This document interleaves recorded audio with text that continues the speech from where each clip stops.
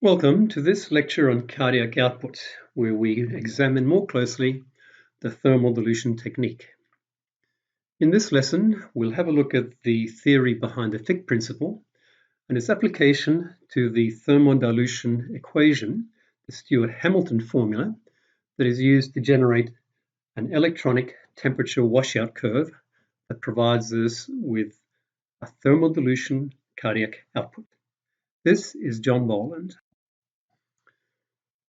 You may as well know in advance that there are several options for determination of cardiac output. I say determination instead of measurement because they're not measurements. They're derivations or determinations, not a direct measured value.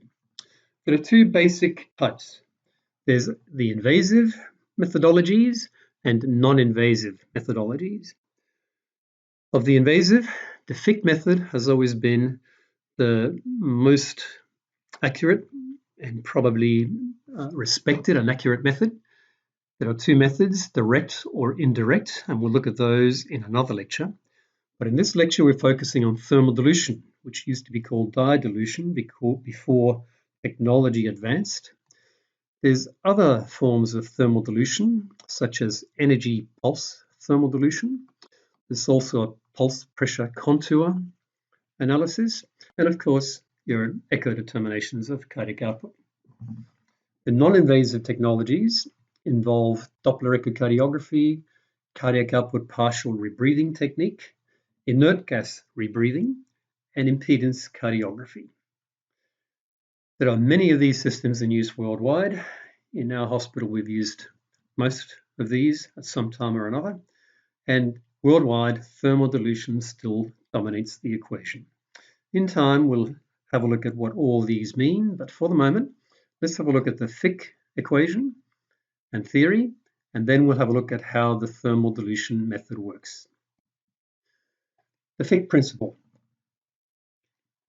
In simple terms, if an indicator substance enters a flowing stream, as shown by this substance entering a tube, a flowing tube, its concentration at a point downstream is proportional to its concentration before its point of entry and the flow of the stream. That is almost intuitive, but this principle permits calculation of flow once it's applied as a mathematical formula. And in fact, flow equals the amount of indicator entering the stream divided by the difference in concentration of indicator before and after the point of entry. That's it. There are only three variables in the equation, and the fourth variable is cardiac output. We'll have a look at the formula in more detail when we discuss the Fick method, but I mention this because the Fick principle is used in the calculation of the Stewart-Hamilton equation, which is used to calculate thermal dilution cardiac outputs. Both dye dilution and thermal dilution techniques are therefore based on the Fick principle. Dye dilution was originally used. As technology advanced, it was discontinued. I've never seen it used. By the time I started my career, thermal dilution was well and truly entrenched, although it would not make a footprint in my hospital until a number of years after I started. We stuck to the direct Fick method and eventually converted to the indirect Fick and eventually converted to thermal dilution. Have a look at this drawing. A cardiac output measurement by indicator dilution, think thermal dilution as well, has three principal states. Shown here, 1, 2, 3. An indicator is brought into the circulation, so you have to inject the indicator. It's called the injectate. The indicator has to mix evenly with the bloodstream. The second stage is mixing, and of course, the indicator is diluted by the bigger volume of blood. And then the concentration of the indicator is determined downstream. So it has to be detected. It has to be injected, it has to be evenly mixed, and it has to be detected and quantified. Let's go back for a quick little bit of history. Early thermal dilution. In 1897, a man called Stewart injected a bolus of sodium chloride into the central venous circulation of anesthetized dogs and rabbits, and then collected blood samples containing diluted sodium chloride from a femoral artery catheter. An electric transducer on the contralateral femoral artery sensed the arrival of the diluted injectate. So a little light flashed, and Stewart knew when to collect the blood for analysis. And by doing this, he developed this concentration time curve that became known as the Stewart-Hamilton formula, time concentration curve. You can see this is a graph. You can see this is a graph, in this case, of the change in concentration with time as the injectate is absorbed into the blood and then dissipated. He worked out a formula where flow equals C, the concentration of the dye, and the volume of the dye at time 0, the point when it was ejected, divided by the integral of CT dt. And you all know that the integral of an equation generates a value equivalent to the area under that curve. And because that area under the curve is in the denominator, the flow is indirectly proportional to the area of the dilution curve, meaning is proportional to 1 over that area. In short, cardiac output is a simple formula that equals, in simple terms, the amount of injected indicator over the area of the dilution curve. Obviously, the mathematics are a little more complex, and we will never have to work out the formula from first principles or even apply it at all. It's all done electronically. The original technique used indocyanine green as an indicator, and continuous withdrawal of blood into a sensing cuvette was the conventional method used to measure cardiac output in patients until the 1970s. We no longer use dye, we use temperature with advances in technology. And we just quickly read this, another bit of history. It's worth reading. The thermal dilution technique uses a special thermistor tip catheter, a Swan-Ganz catheter, that is inserted from a peripheral vein into the pulmonary artery. A cold saline solution of known temperature and volume is injected into the right atrium from a proximal catheter port. The injectate mixes with the blood as it passes through the ventricle and into the pulmonary artery, thus cooling the blood, if only slightly. The blood temperature is measured by a thermistor at the catheter tip that lies within the pulmonary artery, and a computer is used to acquire the thermodilution profile, meaning that temperature time curve. The computer quantifies the change in blood temperature as it flows over the thermistor surface in almost the same way as that dye concentration time curve of the original Stewart equation. The cardiac computer then calculates flow and, of course, is calculating cardiac output from the right ventricle using blood temperature information and the temperature and volume of the injectate. These are the only 3 variables. The injection is normally repeated a few times and the cardiac output is averaged. Because cardiac output changes with respiration, it is important to inject the saline at a consistent time point during the respiratory cycle. In normal practice, this is done at the end of expiration. In practice, we can't accurately time the injection without use of a computer to coincide with the same phase of the respiratory cycle with every heartbeat. But I have noticed that operators do watch the respiratory cycle of a patient when they do the thermal dilution injections and try to time it at a consistent point in the respiratory cycle. It minimizes, if only a little, another potential source of error. Let's have a look at this slide showing the thermal dilution technique. The thermistor detects the change in temperature of blood as that bolus of cool saline courses through to the pulmonary artery. And it uses that change in temperature over a fixed time period to derive a cardiac output from the speed and degree of temperature change. And the indicator in this case is temperature. And this is the thermal dilution curve that it generates and gives us a number. And the thermal dilution technique is as simple as that. That's why it's favored by so many.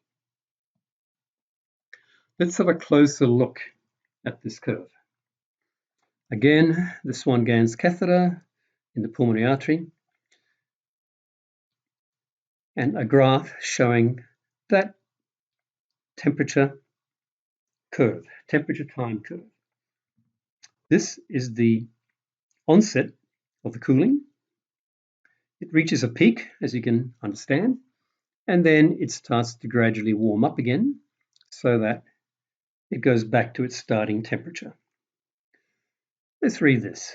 The introduction of the cold injectate causes a reasonably rapid upslope to a peak, a gradual downslope, and an exponential decay of that thermal signal. The cardiac output computer begins integration of the area under the thermal dilution curve until the exponential decay reaches about 30%. Beyond that, it becomes unreliable and extrapolates the exponential decay to the baseline. It needs that full curve in order to calculate its equation. And it cuts off this point because if any of the indicator, whether it's dye or temperature, recirculates, then it will have an effect on that generation of that curve. It's called artifact due to recirculation of the indicator. That's just standard. That's a magnified image of that curve. I thought you might like to have a closer look at it. You can see the writing a bit clearer. My screen is always a bit small when recording. It's a decreasing temperature on that axis, and the baseline is time. The text is the same as in the previous slide. Now, I chose this slide to answer the question, how can we use cardiac output in the pulmonary artery to determine flow in the left ventricle, which is what cardiac output by definition always has been, stroke volume times heart rate. And that is because blood flow is linear through the circulation. On average, pulmonary flow at this point is the same as systemic flow, arterial flow, at this point, beyond the ventricle in the aorta that isn't shown.